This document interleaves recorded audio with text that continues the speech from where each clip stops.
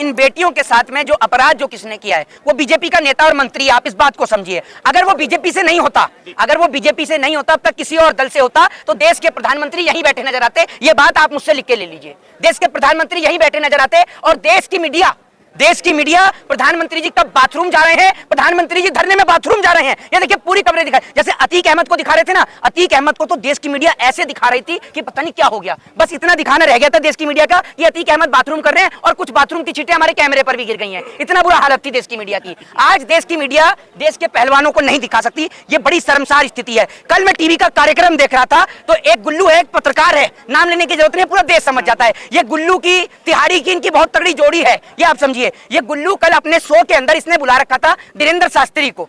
इनके पास में धीरेन्द्र शास्त्री को बुलाने का वक्त है, लेकिन जो देश की बेटियां भारत देश का मान सम्मान गौरव के लिए गोल्ड लेकर आती हैं, भारत देश के तिरंगे का नाम पूरे विश्व में लहराने का काम करती हैं, इनके पास के इतना समय नहीं है कि 101 घंटा इनको दिया जाए। ये लोगों का काम क्या है? हिंदू मुसलमान कराना और अपने चैनल की टीआरपी बढ़ाना और अपने आका को खुश करना। देखते होंगे एक नाटक आता था बच्चों का सीरियल जिसमें जिन निकलता था, अलादीन जो आता था, उसमें वो घिसता था, जिन निकल के आता था, वो बोलता था जो हुक्म मेरे आका।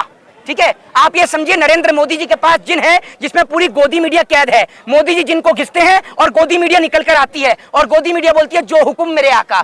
और मोदी जी ने इस देश के अंदर की स्थिति इतनी बदहाल कर दी है, अगर मोदी जी इस देश की गोदी मीडिया से कहेंगे ना कि अपनी पतलून उतार दो, तो पतलून उतार देंगे। वो समझेंगे इसमें भी मोदी जी ने कहा तो कुछ फायदा होगा। अच्छा शर्मा जी बताइए, पाकिस्तान मोदी जब से आए हैं थर थर कांपता है, लेकिन क्या ये ब्रजभूषण शरण इतना बड़ा बाहुबली है कि मोदी उस पर शिकंजा नहीं कस पा रहे? भाई साहब, ब्रजभूषण शरण सिंह ने एक बात कही थी, आपको याद नहीं होगी वो बात। उसने ये कही थी कि अगर मैंने मुंह खोला तो कई लोग जाएंगे। समझदार को इशारा काफी है, आप ये बात समझ लीजिए। अगर कोई छोटा मोटा एमएलए होता ना तो उठा के कपड़ा बंद कर दिया होता, ये बात आप समझ लीजिए। उसने जब ये बात बोली ना, अच्छे अच्छे नेता और मंत्री घबरा गए, रूट को ब्लॉक कर दिया उस साइड से भी और इधर से भी।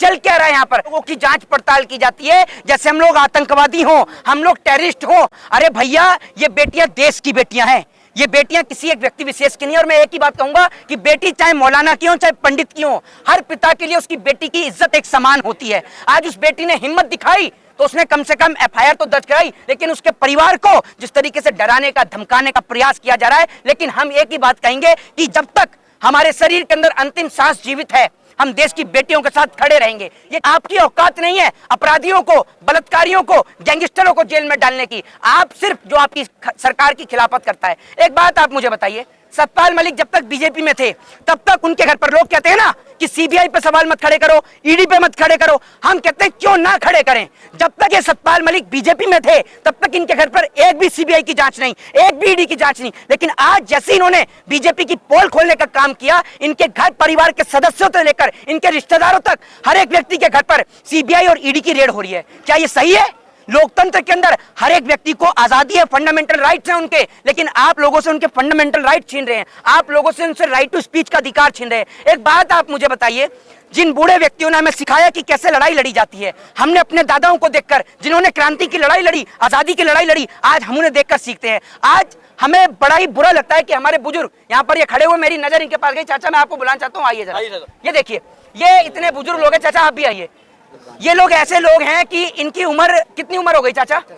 75 साल उम्र हो गई है। आज भी हम बच्चों को सिखाते हैं कि बेटा जब बात आपकी मिट्टी की हो ना, जब बात आपके देश की हो और जब बात आपके देश की बेटियों की हो, तो आपको जाति, धर्म, मजहब और अपनी राजनीति, अपनी पॉलिटिक्स सबको साइड में रख देना चाहिए और बेटियों के लिए लड़ाई लड़नी। देश में, जिस देश में बेटियों के सम्मान में लंका तक की यात्रा तय कर दी गई, जिस देश में बेटियों के सम्मान में लंका दहन कर दिया गया, उस देश के अंदर आज बेटियों के साथ अत्याचार हो रहा है। ये किस तरीके की राम राज्य की सरकार है? हम पूछते हैं। ना तो ये इस देश में राम को मानने वाले हैं, ना ये रहीम को मानने वाले हैं। ये अपराधी प्रवृत्ति के लोग हैं, ये बात आप समझ लीजिए। इनके लिए सिर्फ एकमात्र एक ही एजेंडा है, साम दाम दंड भेद, किसी भी प्रकार से सत्ता की कुर्सी को लिया जाए बस। ब्रजभूषण शरण सिंह जरा ये बताए कि उसके घर और परिवार से कितने ऐसे लोग हैं जो गोल्ड लेकर आए हैं। जिस दिन इन्होंने गोल्ड जीता, पूरे देश का झंडा लहर रहा था, वहां विदेश की धरती पर तिरंगा लहराया इन्होंने। आप कहते हो हरियाणा की बेटी है, हम छाती चौड़ी करके कहते हैं भारत देश की बेटी है। और अगर इनों के खिलाफ किसी ने उंगली भी उठाकर देखी ना, उनकी उंगली तोड़ देंगे। हम संविधान के दायरे में रह के बता दें। 30 मुकदमे होने के बाद और ये हत्या भी कबूल करता है। ब्रजभूषण ने कहा है कि मैंने हत्या भी की है। जी। प्रधानमंत्री भी सुनता होगा इनको। जी। क्या ऐसा नहीं है कि इसका भी नंबर आएगा। प्रधानमंत्री जी सुनते हैं स्मृति ईरानी को और उत्तर प्रदेश के मुख्यमंत्री देखते हैं कंगना रनावत की फिल्म। ये मैं नहीं कह रहा हूँ, प्रधानमंत्री जी, वो मुख्यमंत्री खुद ही कह रहा था मैं चुनाव जीतने के बाद कंगना रनावत की फिल्म देखूंगा। यही इनका काम है। आज की डेट में इस देश में जो राजनीति चल रही है वो फिल्मों की राजनीति चल रही है। इस देश के अंदर के लोग गूंगे बहरे हो चुके हैं। इस देश की जनता, मैं कहता हूँ, अंधी हो चुकी है। क्या आपको बेटियां नजर नहीं आती है? एक बात आप मुझे बताइए, जब बेटियों का जिस्म नोचा जा रहा है तब आपको कोई फर्क नहीं पड़ रहा। आप इसमें जाति, धर्म, मजहब और रिलीजन खंगालते हो। अरे आपको शर्म आनी चाहिए भाई। आप अपने घर और परिवार से निकलकर नहीं आते हो या समर्थन नहीं देते हो, आप डरते हो। इस जीवन में सत्य है मौत, और मौत को हर एक व्यक्ति को स्वीकार करना पड़ेगा। बताइए, में ये फिल्मी लोग कुछ नहीं कह रहे। मैं सुन लीजिए, मेरी नजर में ये कोई सेलिब्रिटी नहीं है। जो सेलिब्रिटी इस देश के अंदर की ये नौबत आ गई है कि सेलिब्रिटी जो है वो गुटखे का प्रचार कर रहे हैं और क्रिकेटर जो है वो जुए का प्रचार कर रहे हैं। ये कहां से सेलिब्रिटी हो गए और कहां से ये हीरो हो गए? हीरो हैं हमारे देश के जवान, जिन्हों का पार्थिव शरीर तिरंगे में लिपट कर आता है। अभी कुछ दिन पहले कश्मीर के अंदर, जम्मू कश्मीर के अंदर 5 जवान शहीद हुए। उसकी बेटी, 10 साल की बेटी कहती है कि पिताजी मुझे आपसे कुछ नहीं चाहिए, बस आप एक बार खड़े हो जाओ। हमारे देश के अंदर आए दिन सरहद पे जवान शहीद होते हैं। हमारे देश का किसान आत्महत्या करता है और हमारे देश की पहलवान बेटियां सड़कों पर बैठती हैं। लेकिन सरकार गूंगी बहरी है, हमारे देश की सरकार अंधी है। लेकिन अगर ये खिलाड़ी यहाँ गोल्ड लेकर आए होते ना, प्रधानमंत्री इनके साथ तस्वीर खिंचाने के लिए कहीं तक भी पहुंच जाते। ये फोटो जी भी प्रधानमंत्री है और इस देश को ऐसा प्रधानमंत्री चाहिए ही नहीं जो प्रधानमंत्री जनता को नंगा करके 10 लाख का सूट पहने। इस देश को वो गृह मंत्री चाहिए ही नहीं जो सिर्फ अपने बेटे के लिए सोचता है। इस देश को वो हर एक महिला नेत्री नहीं चाहिए जो सिर्फ अपनी बेटी की आवाज उठाती है और देश की बेटियों की आवाज नहीं उठाती है। कहते ऐलान किया है कि यहाँ पर जो 4 लाख ट्रैक्टर तैयार है, बिल्कुल धो करके पूछ करके तैयार हैं, किसान भी अपना तेल लगा करके तैयार हैं। और चीज बता देता हूँ, इस देश की जो रीढ़ की हड्डी है ना वो जवान और किसान ही है। ये बात मैं आपको बता दूं। दूसरी सबसे बड़ी बात मैं आपको बता दूं कि किसान भी इसलिए आ रहे हैं कि किसानों से जो सरकार ने वादे किए वो नहीं पूरे किए, एमएसपी नहीं दी। दूसरी बात ये, किसानों से जो ये कहा गया, किसान आंदोलन के दौरान जो किसान भाइयों के ऊपर मुकदमे दर्ज हुए, उनके बच्चों को जेल में डाला गया, वो मुकदमे अभी तक नहीं हटे हैं। और देखना ये होगा कि इस आंदोलन के चलते कितने लोगों पे और सरकार मुकदमे डालने का काम करेगी। हम एक ही चीज कहते हैं कि सरफरोशी की तमन्ना अब हमारे दिल में है। देखना है जोर कितना बाजुए कातिल में है। अब ये जो आवाज है, ये जो जंगे ऐलान है, अब ये रुकने वाला नहीं है। अब पूरे देश में इनकलाब की चिंगारी की जो गूंज जो है वो पूरे देश में गूंज चुकी है। ये बात आप याद रखिएगा। नरेंद्र मोदी सरकार जो उद्योगपतियों को बढ़ावा देती है, वो मोदी सरकार जो उद्योगपतियों को, देश की जनता का खून चूस के उद्योगपतियों को पैसा देती है, वो सरकार अब ज्यादा दिन तक और ज्यादा समय तक नहीं टिकता तो रहूं। मोदी जी का संबंध कैसे लोगों से, जरा आप ये देखिए। मोदी जी का संबंध था डोनाल्ड ट्रंप से। डोनाल्ड ट्रंप आपको पता है किस मामले में जेल गया है? पॉर्न स्टार के मामले में वो जेल में गया है। मोदी सरकार की पार्टी का एमएलए था कुलदीप सिंह सेंगर, ये वो भी बलात्कारी था, आपको पता ही होगा। ठीक है, इनकी पार्टी के नेता किस प्रकार के हैं, किस प्रवृत्ति का पूरा देश जानता है।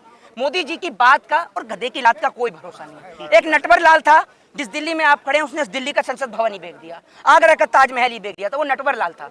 ठीक है, ये ऐसे हैं प्रधानमंत्री जो देश का हकीकत में सब कुछ बेच रहे हैं। रेलवे बेच रहे हैं, एयर इंडिया बेच रहे हैं, बीएसएनएल बेच रहे हैं, एमटीएनएल बेच रहे हैं। आज देश में नौकरी नहीं है। मुझे ये बताइए, कुश्ती संघ का अध्यक्ष उसको बनाया जाना चाहिए जो कुश्ती से खेल के आया है, रिटायर हो चुका है कुश्ती से, उसको बनाया जाना चाहिए। उसके पास अनुभव भी है, एक्सपीरियंस भी है, और वो अगर कोच बन के, एज कोच के तौर पर उन्हें ट्रेनिंग भी देगा तो भी वो देश को गोल्ड दिलाएगा। ब्रजभूषण को इसलिए बनाया गया, ब्रजभूषण के पास 50 से 60 से ज्यादा डिग्री कॉलेज है, पैसे का अंबार लगा हुआ है, धन दौलत है। भाई साहब, मैं आपसे कहता हूँ मोदी सरकार क्यों नहीं बंद करती है? मैंने इतनी बात बोल दी तो हो सकता है कल मेरे को भी जेल में डाल दें। ब्रजभूषण शरण सिंह के खिलाफ कोई बोलने को तैयार नहीं है। वो संबित पात्रा जो मुंह से आता है, नहीं नहीं अंजना जी, नहीं नहीं नहीं अंजना जी, नहीं नहीं अंजना जी, 2 मिनट आप रुकिए, मोदी जी जो है वो देश के बाप। अरे भैया, आपके बाप होंगे, देश के बाप नहीं है, हमारे नहीं है भैया, मैं आपको बता दूं। हाँ। इसी तरह यहाँ पर 1000-2000 लोगों की शुरुआत थी। देखिए, अन्ना हजारे जो हैं वो आधुनिक काल के कुंभकर्ण हैं, ये आप समझ लीजिए। अच्छा। जिस तरीके से रामायण के दौरान जो कुंभकर्ण था वो आप देख रहे हैं, उसको जगाने के लिए ढोल और ताशे बजाए जाते थे। अन्ना हजारे जागेंगे जब, जिस दिन बीजेपी की सरकार चली जाएगी, फिर रामलीला मैदान में बैठेंगे। अन्ना को आना चाहिए था यहाँ पर। वो क्यों आएंगे? अन्ना हजारे को बढ़िया सिक्योरिटी मिल गई है, वहाँ बढ़िया आश्रम है। जिस दौर में किसान आंदोलन चल रहा था उस वक्त मैं अन्ना हजारे के घर पे गया था, रालेगांव सिद्धि। ठीक है, और अमिताभ बच्चन के यहाँ पर भी गया था। मैं आपको बता दूं, अन्ना हजारे क्यों आएगा भाई यहाँ पर? अन्ना हजारे बढ़िया वीआईपी जीवन जी रहा है, बढ़िया आश्रम मिल रहा है, बढ़िया सिक्योरिटी है, वो क्यों आएगा? जिस दिन बीजेपी की सरकार हट जाएगी फिर दोबारा बीजेपी को लाने के लिए वो आएगा उठकर, इसलिए आएगा। आपको लगता है कि इन बेटियों को न्याय मिलेगा? क्यों नहीं मिलेगा? टीवी पर लोकतंत्र में सबसे बड़ा अधिकार है वोट का अधिकार। जब वोट की चोट से प्रहार करेंगे तो ये क्या, जब सरकार से ही उखाड़ फेंकेंगे तो अपने आप मिल जाएगा इंसान।